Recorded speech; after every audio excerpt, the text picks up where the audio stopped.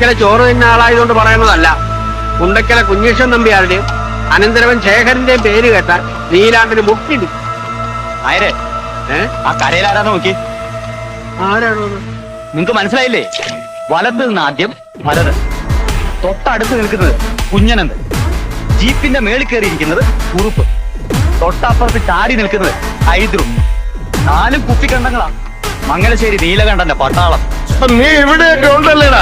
അതെടാ പട്ടി എന്ന് പറഞ്ഞാ പട്ടി കേട്ടില്ലേ? വേണ്ടതില്ല, എന്റെ കൈ ധരിച്ചിട്ട് പാടില്ല. നീലകണ്ഠ, ഒന്നും ഇവിടെ അവസാനിച്ചു എന്ന് കരുതണ്ട, തുടങ്ങണേ ഉള്ളൂ.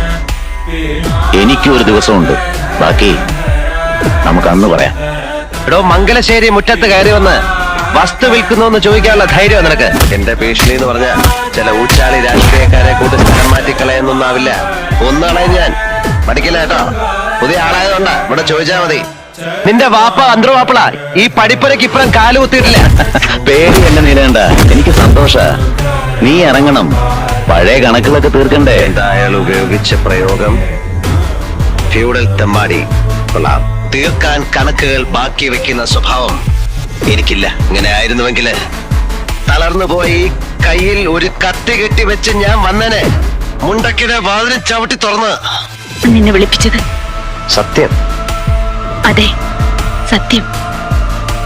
നീ അദ്ദേഹത്തിന്റെ മകനല്ല എന്നുള്ള സത്യം.